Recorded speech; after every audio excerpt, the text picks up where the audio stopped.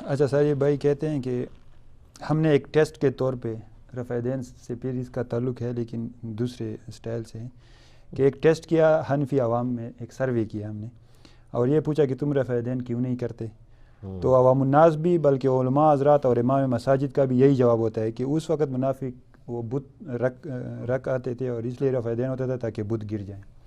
تو یہ پوچھ رہا ہے کہ لوگوں کو ڈیٹیل یہ بتائیں کہ یہ نبی کریم صلی اللہ علیہ وسلم پہ جھوٹ باندھنے کی طرح ہے اور دوزخ میں لے جانے والا کام۔ بالکل کام ہے جی، صحیح بخاری مسلم کی حدیث ہے، مسلم شریف کی پہلی حدیث سیدنا علی رضی اللہ تعالیٰ عنہ علیہ السلام سے ہے، جس نے میری طرف کوئی جھوٹی بات منسوب کی وہ اپنا مقام دوزخ میں دیکھ لے۔ تو یہ حنفی علماء کو یہ پتہ ہے کہ انہوں نے جھوٹی کہانی کرائی ہوئی ہے، ان کو پتہ ہے، اور لیکن خوف خدا نہیں ہے یہ بتوں نے۔ پہلی بات ہے کہ منافق جو تھے وہ تو یہودی تھے، یہودی تو بت پرست ہے ہی نہیں تھے، انہوں نے کیوں بت رکھ کے آنے تھے؟ ٹھیک ہو گیا، بت پرست تو مکے میں تھے، یہ تو مدینہ شریف کی بات ہو رہی ہے نا منافقین کی، تو مکے میں تو 5 وقت نماز کا اس طرح ہے نہیں تھا، ان کا کوئی علاج نہیں ہے۔ یہ خاص قسم کی پرورٹڈ نیچر ہوتی ہے لوگوں کو مصیبت میں ڈالنے والی، حالانکہ بخاری اور مسلم دونوں میں حدیث موجود ہے۔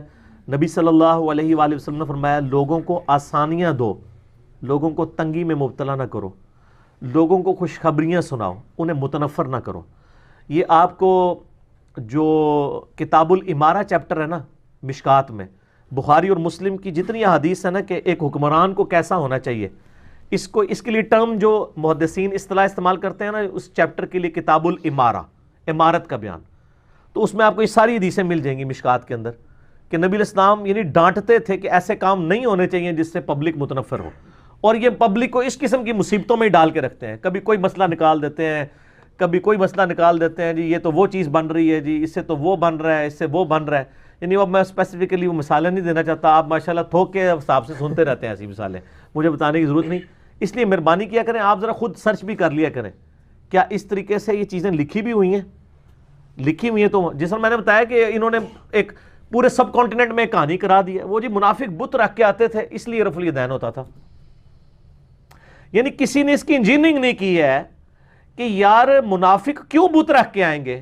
منافق تو بت پرست ہی نہیں تھے، بت پرست تو تھے مکے میں، مدینہ شریف میں منافق وہ لوگ تھے کہ جو یہودی تھے، اور یہودی ایک خدا میں بلیو کرنے والے تھے، وہ بت پرست تو ہی نہیں تھے، وہ تو ان کو امی کہتے تھے بت پرستوں کو، وہ تو بڑا برا جانتے تھے بت پرستی کو۔ آج کے بھی یہودی جو ہے نا یعنی وہ بڑے کرٹیکلی مواحد ہیں، بیچ میں ان میں کچھ پورشن آیا جس میں عزیر علیہ السلام کو انہوں نے اللہ کا بیٹا قرار دیا۔ آج کی دور کے جو یہودی ہیں وہ ایک خدا میں بلیو کرنے والے ہیں، ٹھیک ہو گیا۔ بلکہ میں تو اگلے دن ان کے ایک ربی کا وہ لیکچر سن رہا تھا، تو اس میں اس سے سوال کیا تو کہ یہ مسلمان جس خدا کی عبادت کرتے ہیں، اس نے کہا جی مسلمان اسی خدا کی عبادت کرتے ہیں جو تورات کا خدا ہے۔ وہاں پہ بھی لوگوں نے کہانی کرائی تھی نا کہ انہوں نے کوئی اور خدا بنایا ہوا ہے۔ آپ کو پتہ ہے یہ یعنی جب صلیبی جنگیں شروع ہوئی ہیں تو عیسائیوں نے باقاعدہ کتابیں لکھوائی تھی کہ مسلمان تو ایک بلیک سٹون کو پوجتے ہیں جو مکے کے اندر ہے، خانہ کعبے کے بارے میں یہ یعنی انہوں نے کہا کہ ان کا بت ادھر ہے، اس طرح کی کہانیاں کرا دی۔ حالانکہ مسلمان تو یعنی میرا یوٹیوب پہ کلپ بھی ہے کہ کعبہ بھی بت ہے، وہ آپ دیکھ لیں، میں نے اس کے اوپر ڈیٹیل سے ڈسکشن کی ہے۔ تو اس قسم کی یعنی کہانیاں کروا دی جاتی ہیں پبلک کو، اور وہ پھر پبلک کے اندر نہ عام ہو جاتی ہیں۔ تو یار کوئی سوچے تو صحیح، کیا مدینہ شریف میں تو منافق تو بت پرست ہی نہیں تھے، پھر انہوں نے بت کیوں رکھ کے آنا تھا؟ یہ تو لاجیکل آنسر ہو گیا۔ اب علمی طور پہ دیکھیں، صحیح مسلم میں حدیث ہے، عبداللہ ابن مسعود رضی اللہ تعالیٰ عنہ کہتے ہیں کہ نبی صلی اللہ علیہ وآلہ وسلم کے مبارک زمانے میں اگر کوئی بیمار بھی ہوتا تھا نا اور وہ 2 بندوں کے سہارے مسجد میں آ کے نماز پڑھنے کے قابل ہوتا، سر 2 بندوں کے سہارے، تو وہ مسجد میں آ کے نماز پڑھتا تھا، کہیں اسے منافق نہ سمجھ لیا جائے کہ یار یہ نماز نہیں پڑھتا، حالانکہ بیمار گھر پڑھ سکتا ہے، وہ اس ڈر سے کہ یار لوگ کہیں یہ تو نماز ہی مسجد پڑھ، جہاں یہ ڈر کا ماحول ہو وہاں بت رکھ کے کوئی مسجد میں آ کے حضور کے پیچھے کھڑا ہوتا ہوگا، اور اس نبی کے پیچھے کہ جس کے پیچھے حضرت عمر بھی کھڑے ہوں اور حضرت علی بھی کھڑے ہوں، کسی کی جرت ہے بت رکھ کے کھڑا ہو جائے؟ وہاں تو بیمار بھی آ کے مسجد میں نماز پڑھتے تھے۔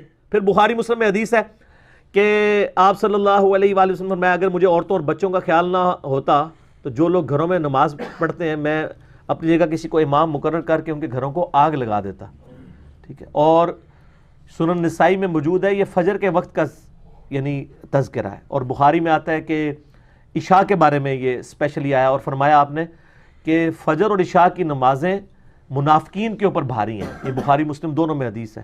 اگر ان کو اس کے ثواب کا پتہ ہوتا تو اپنے سرین کے بال, پیٹھ کے بال گھسٹتے ہوئے مسجد میں آ کے نماز پڑھتے. جہاں اتنا سٹرکٹ ماحول ہو کہ نماز جماعت سے پڑھنے کے اوپر اتنی تاکید ہو, وہاں کسی کی جرت ہے سر کے بت رکھ کے آئے, اور وہ رفع الیدین اس لیے ہوتا تھا. تو یہ کہانیاں کرائی ہوئی انہوں نے. حالانکہ خود یہ حنفی بھی جو ہیں وہ عید کی نماز کا رفع الیدین کر رہے ہوتے ہیں, تو اس دن کیا ان کی پبلک بت رکھ کے آئی ہوتی ہے پیچھے. ساری کہانیاں ہیں رفع الیدین پہ. میرا مسئلہ 70B دیکھ لیں, میں نے ڈیٹیل کے ساتھ الحمدللہ کئی لوگوں کی نماز کی اصلاح کا سبب وہ لیکچر بنائے 70A اور 70B. ٹھیک ہو گیا. تو یہ بھی اس قسم کی کہانیاں ہیں. تو یہ ان کہانیوں کو کہانی سمجھا کریں. ٹھیک ہو گیا, سیریس نہ لیا کریں. میں آپ کو بتاؤں, یہ 1.5-2 سال پہلے کی بات ہے. میں ایک دفعہ میں اکیڈمی کے نیچے ہی ایک بندے نے مجھے کھڑا کر کے جی وہ مجھے ایک سوال بتائیں جی یہ رفع الیدین کے بارے میں نا. وہاں ایک پوڈری کھڑا ہوا تھا, بالکل ڈٹی پوڈری تھا. وہ اس کی حالت بتا رہی تھی, اور جس طرح وہ اس آواز میں کہنا جی مولوی صاحب میں دسنا یہ مسئلہ. میں کہا جی دسو, ہمارے اندر تو اتنا حوصلہ ہے. میں کہا جی تسی دس لو جناب. اور یہ بت رکھ کے آندے سنتے ہوتا سی. یعنی اتنی کہانی ہے کہ اپنے مولویوں کے سامنے تو یہ چسکتے بھی نہیں ہے. تو میں نے اس کو اب یہ نہیں کہا کہ بخاری میں یا مسلم میں نماز کا طریقہ ہی لکھا ہے. میں نے اس کے لیول پہ ہی بات کی. میں جی ایک مولوی صاحب نے وہ ایک دو بندیوں کی مولوی کی انہوں نے اشارہ کیا جی اس مسجد میں. میں کہا اس مولوی نے پوچھنا ہے کہ یہ عید علی دہاڑے ادھر تسی رفع الیدین بار بار کیوں کر دیو؟ ہاں تو میں سوچے ہی نہیں. تو اے ہی نے انہوں نے کبھی سوچا ہی نہیں ہے کہ اگر رفع الیدین اس وجہ سے ہوتا تھا تو یہ نمازوں کا تو ختم ہو گیا, عید کا رفع الیدین ان کا کیوں نہیں ختم ہوا, جو 6 زائد تکبیریں کر رہے ہوتے ہیں اور وطر کی نماز میں ایک ایکسٹرا رفع الیدین کر رہے ہوتے ہیں, وہ تو روزانہ کر رہے ہوتے ہیں, وہ کیوں نہیں ختم ہوئے؟ اگر یہ نماز کا سکون برباد کرتے ہیں, یہ منسوخ ہو گیا ہوا ہے, تو وہاں سے کیوں نہیں منسوخ ہوا؟ یہ کہتا ہے نماز کا سکون برباد ہوتا ہے اس کی وجہ سے. تو یہ کیا ہوگا کہ 5 نمازوں میں سکون برباد ہو رہا ہے, اور جو نماز آنی سال کے بعد ہے اس میں کوئی سکون برباد نہیں ہو رہا. وہ بے سکونی علی پڑھ دو, پھر نیت کریا کرو 7-6 زائد تکبیروں کے اور بے سکونی کے. اللہ اکبر. جو آپ نے خود ڈاکٹرائن ہمیں پڑھائی تھی ہم اسی پہ آپ کو پیش کرتے ہیں, صرف تھوڑی سی انجینئرنگ کر دیتے ہیں تو آپ کو باتیں تلخ لگتی ہیں. سچائی ہے, تھوڑی سی عقل استعمال, اس کو کہتے ہیں کامن سینس استعمال کریں, but common sense is not so common. Common sense اتنا کامن ہوتا نہیں ہے. تو یہ واقعی جھوٹی باتیں ہیں اور ان کو توبہ کرنی چاہیے. میں آپ کو بتاؤں کہ سیالکوٹ میں ایک دفعہ گیا, تقریباً کوئی 8-9 سال پہلے کی بات ہے. اس وقت نیا یہ ہم نے دعوت و تبلیغ کا کام شروع کیا تھا, کسی جگہ چلے بھی جاتے تھے. تو وہاں ایک بریلویوں کی مسجد کے وہ تھے صدر تھے, تو انہوں نے درس سنا, انہوں نے رفع الیدین شروع کر دیا. وہاں تو جناب جنہوں کہتے ہیں دعائی مچ گئی, پھوڑی پہ گئی انہوں نے کہا کہ مسجد صدر نے رفع الیدین شروع کرتا ہے. اچھا وہ صدر بھی عام صدر نہیں تھا, وہ مسجد کے بل بھی دیتا تھا, بجلی کا باقی چیزوں کا. تو جو بندہ مال پانی لگا رہا ہوتا ہے نا, تو اس پہ تو وہ 295C نہیں لگاتے ہوتے. ٹھیک ہے. تو وہ جناب اب ہوا یہ کہ اس نے مجھ سے یعنی جب ملاقات ہوئی, درس سنا, اس نے مجھے کہا جی یہ صحیح بات ہے کہ نبی علیہ السلام نے بغیر رفع الیدین کی کبھی نماز نہیں پڑھی. میں نے کہا کبھی نہیں پڑھی, آپ خود کتابیں پڑھ کے دیکھ لیں. الٹیمیٹلی شروع کر دیا. کچھ عرصے بعد جی ان کا فون آ گیا پیچھے سے کہ جی یہاں تو انہوں نے میرے خلاف ہنگامہ کھڑا کیا جی, اور کہہ رہے ہیں جی آپ کو عالم کے پاس لے کے جائیں گے, یہ کریں گے وہ کریں گے, اور یہ کہہ رہے ہیں تو بت رکھ کے آتے تھے تو رفع الیدین ہوتا تھا. میں نے کہا جی ان کو کہیں کہ اگر یہ حدیث کہیں موجود ہے کہ بت رکھ کے آتے تھے اس لیے رفع الیدین ہوتا تھا, تو آپ یہ حدیث ہمیں دکھائیں, ہم بھی چھوڑ دیں گے. اور یہ حدیث چاہے کوئی جھوٹی بھی ہو, بس کسی حدیث کی کتاب میں لکھی ہو, ڈگری تو ڈگری ہوتی ہے چاہے اصلی ہو جعلی. یہ تو یہی کہتے ہیں نا, چلو ہم تھوڑی دیر کے لیے یہ والی بات مان لیتے ہیں. تو وہ جناب ان کی املاط کمیٹی نے کہا جی مسئلہ ہی کوئی نہیں ہے. انہوں نے جناب عبد القیوم ہزاروی صاحب کا مدرسہ ہے جامعہ نظامیہ, یعنی پاکستان میں یعنی بریلویوں کے چند بڑے مدرسوں میں سے. مفتی اکمل صاحب جو ٹی وی پہ آتے ہیں نا کیو ٹی وی پہ, وہ وہیں سے پڑھے ہوئے ہیں, اور وہ بھی فوت ہو چکے ہیں عبد القیوم ہزاروی صاحب. ان کے وہاں شیخ الحدیث تھے صدیق ہزاروی صاحب, انہوں نے کافی تصوف کی کتابوں کے بھی ترجمے کیے ہیں, وہ بھی فوت ہو چکے ہیں. صدیق ہزاروی صاحب ان دنوں زندہ تھے, ان کو فون کیا, انہوں نے کہا تہاڈا بیڑا تر جائے, ایک کتنے تسی روایت دی کمٹمنٹ لے لی ہے, تو روایت ہی کوئی نہیں کدھر بھی. ٹھیک ہے. تو ان کا جی یہ تو ہمیں تو آپ لوگ ہی بتاتے تھے. ان کا یار یہ تو بس ہم نے ایک پبلک کے لیے کی ہوئی ہے نا, ہمیں تو پتہ ہے کہیں نہیں لکھی ہوئی ہے, سینہ مسینہ نہیں چل رہی ہے, ایک ٹکٹ ہی دو مزے کر رہے ہیں, کہانیاں بھی کرائی ہوئی ہیں, اور جب بات آئے گی تو یہ کہہ دیں گے نہیں, جس کو کہتے ہیں وہ کہتے ہیں یہ میرا قانونی بیان نہیں ہے, عدالت میں جو جمع کروایا وہ اور ہے, وہ تو میرے ایک ایسے بیان تھا, یہ قانونی بیان نہیں ہے, یہ وہ چیز ہے, یہ قانونی بیان نہیں ہوتا ان کا.